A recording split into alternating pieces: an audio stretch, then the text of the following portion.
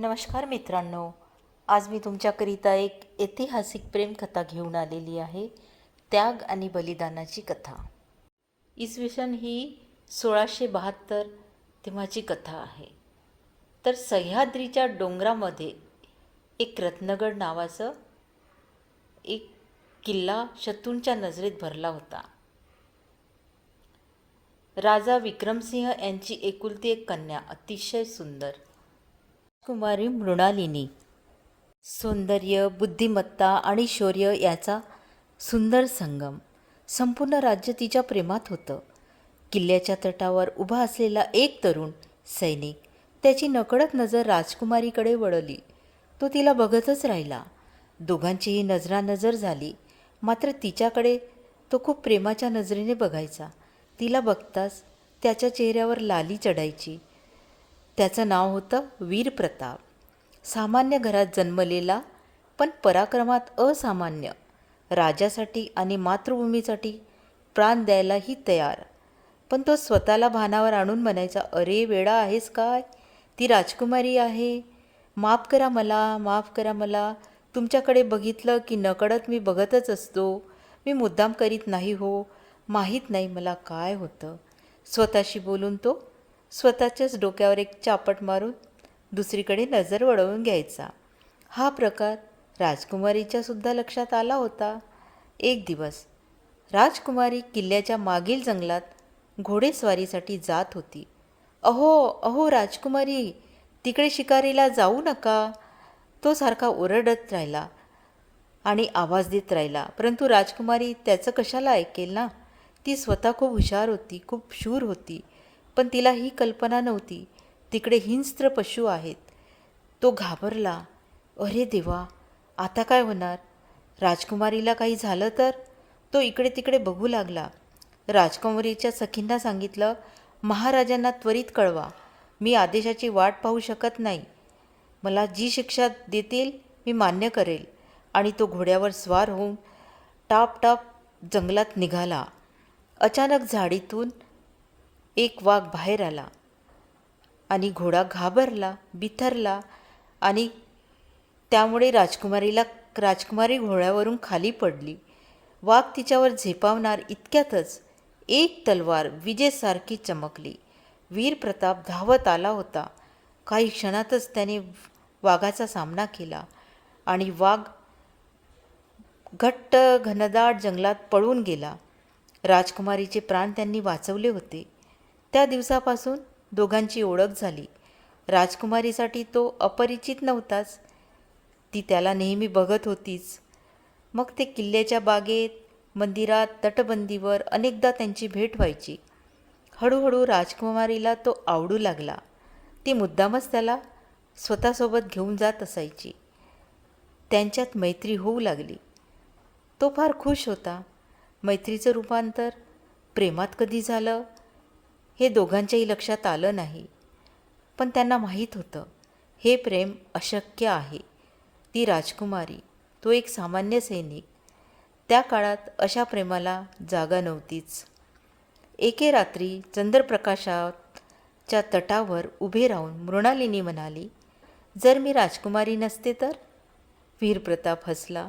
आणि जर मी सैनिक नसतो तर? दोघंही शांत झाले, कारण त्यांना उत्तर माहीत होतं. तेवढ्यात संकट आलं. शेजारच्या राज्याने रत्नगडवर आक्रमण केले. शत्रूची सेना खूप प्रचंड होती आणि युद्ध अटळ होतं. आणि युद्धाचं कारण, शेजारचा राजकुमार मृणालिनी राजकुमारीशी लग्न करू इच्छित होता आणि राजकुमारीने त्याला नकार दिला होता. तो आपला अपमान सहन करू शकला नाही आणि युद्धाची तयारी करून तो राजकुमारीला पळवून नेण्याच्या बेताने आला होता. शेजारच्या राज्याचा राजकुमार हा मृणालीशी लग्न कसं होणार नाही हे मी बघतोच असा शपथ घालून जणू आला होता. राजाने सर्व सैनिकांना बोलवलं. ही मातृभूमी वाचवायची आहे. संपूर्ण दरबारात घोषणांची आवाज झाला.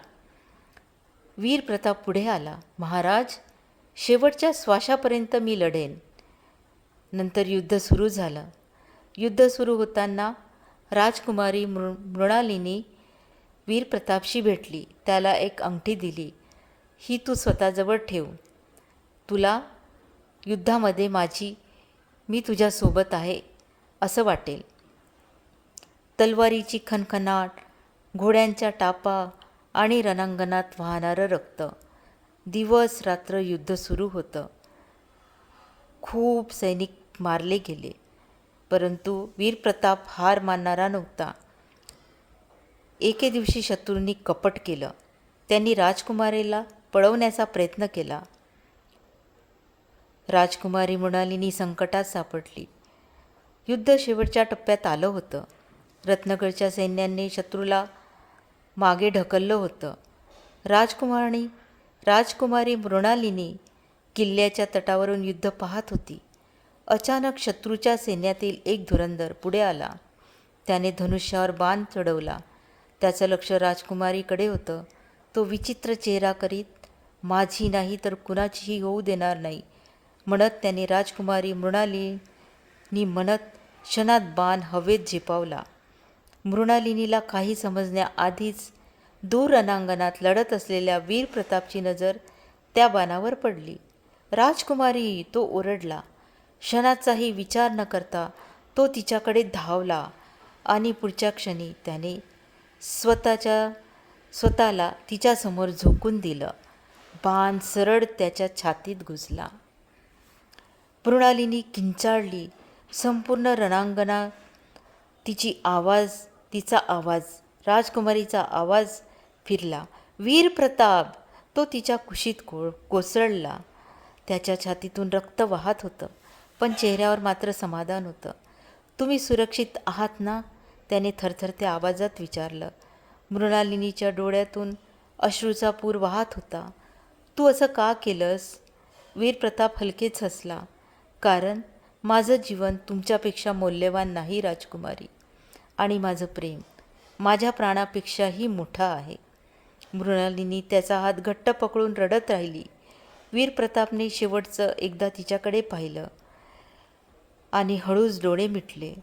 त्या क्षणी रणांगणात विजयाचा शंखनाद झाला. पण मृणालिनीसाठी तो विजय नव्हता, कारण तिने युद्ध जिंकलं होतं, पण तिचं प्रेम हरलं होतं. वीर प्रताप म्हणाला, या जन्मात तुला मिळवू शकलो नाही, पण पुढच्या जन्मी मी नक्की भेटेन मृणालिनी. राजकुमारीसुद्धा म्हणाली, मी वाट पाहीन. राजाला दोघांच्या प्रेमाची माहिती मिळाली. राजाला पण फार पश्चाताप झाला. हे काय झालं? पण तो म्हणाला की एक सैनिक राजकुमारीवर प्रेम करण्याचं स्वप्नही कसं पाहू शकतो. युद्धावर जाण्यापूर्वी मृणालिनी वीर प्रतापला जी अंगठी दिली होती ती तिने स्वतःकडे ठेवली. थरथरत्या आवाजात ती म्हणाली, मी तुझ्यासोबत आयुष्य जगू शकले नाही, पण तुझ्यासाठी आणि या मातृभूमीसाठी आता मी ह्या देशाची सेवा करणार, पण मी लग्न करणार नाही. मृणालिनी त्याचा हात घट्ट धरून होती. मी तुला कधीच विसरणार नाही. वीर प्रतापच्या चेहऱ्यावर डोळे मिटण्याआधी हास्य होतं आणि त्याने नंतर अखेरचा श्वास घेतला. युद्ध जिंकलं गेलं, रत्नगड वाचला, पण मृणालिनीचं हृदय कायमचं हरवलं. काही वर्षानंतर राजकुमारीने लग्न केलं नाही. तिने आयुष्यभर राज्याची सेवा केली आणि किल्ल्याच्या सर्वोच्च तटावर वीर प्रतापचं स्मारक उभारलं. प्रत्येक संध्याकाळी ती तिथे जाऊन एक फूल ठेवायची, कारण काही प्रेमकथा विवाहाने पूर्ण होत नाही, या त्याग आणि बलिदानाने अमर होतात. एक ऐतिहासिक प्रेमकथा, त्याग आणि बलिदानाची.